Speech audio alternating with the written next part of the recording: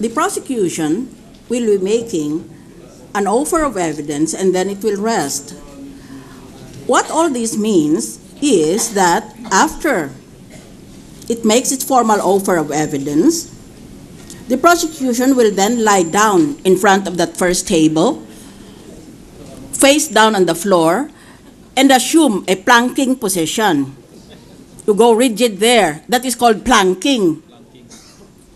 Because tapos ka na. Para ka nang namatay. Huwag ka nang nagsasalita pa. Tapos ka na eh.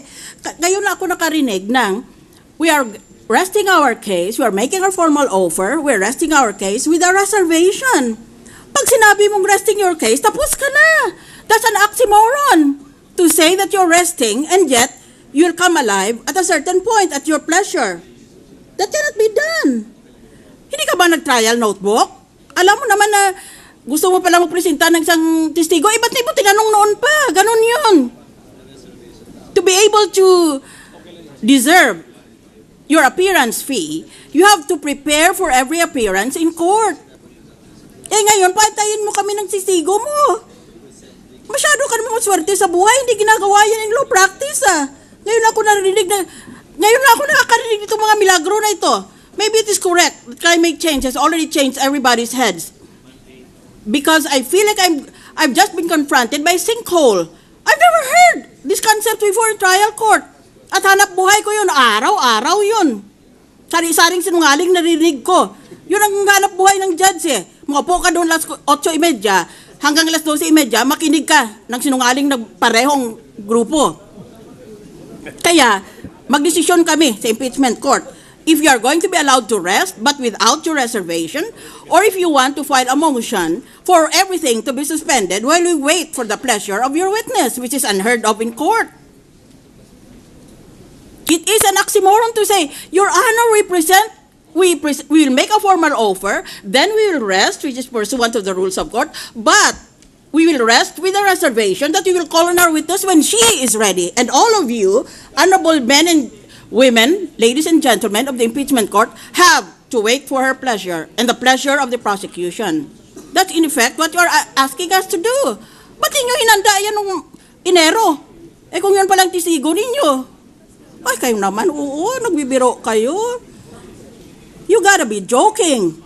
Pagkatapos, it will take us so much time to make our offer of evidence. Wah! For the second time. Wah! Round 2. Kasi, basahin mo lang ang Senate Journal, nandiyan ang verbatim. No offer mo of evidence. Every time you present a witness, you say, offer her for the purpose of this and that. And we will authenticate certain documents with her testimony. Nandiyan yan, kopyahin mo lang sa Senate Journal. Anong problema mo? Have you never been in trial court? If so, can you please make way to somebody who has been in trial court before? That's not a big deal. Andiyan na yan sa Senate Journal, kopyahin mo lang yan. And besides, you should have had a trial notebook kung saan nililista mo yon. Dahil alam mo na abot tayo sa puntong ito. Ngayon gusto nyo, mag-antay kami. Bakit is it going to tax your IQ so much that you need until Friday to make this? Dapat araw-araw yan, ginagawa yan ng secretary mo o ng clerk mo. It's all a question of just instructing her. Kopyahin mo ang Senate Journal, ano bang pinag-offer namin kanina? At para pag formal offer na, handa na tayo in trial court. We don't even wait. We don't even wait for a period of time for the party to make a formal offer. Pagkatapos ng bista ngayon, bukas sabihin ng judge, mag-offer ka na. Dahil ginagawa mo yun throughout the course of the trial. What is the big deal about this? And it's highly clerical. We are only going to murmur there. Here is our witness. We offer the testimony of this witness letter A for the purpose of so and so. And these were the documents marked during her testimony, so and so. And we'll be spending the whole half day doing that kind of thing. So, this means only that either you don't know your rules of court or you're expecting or hoping for miracles to happen. Korte ni Milagrosos ito. You're waiting for a miracle to happen.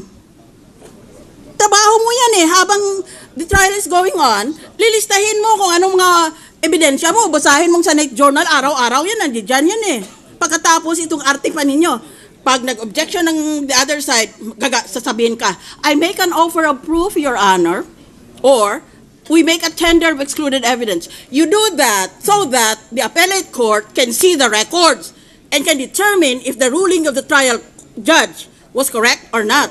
But there is no court higher than the impeachment court. That is the express language of the Constitution. The Senate, as an impeachment court, tries and decides. So there's no point making an offer of proof or a tender of excluded evidence because no one is going to read those documents. I already implied that before, but now I'm saying it explicitly for full understanding of what is involved here. These are clerical. These are ministerial functions. Bakit ang dami na inibali ko ang defense?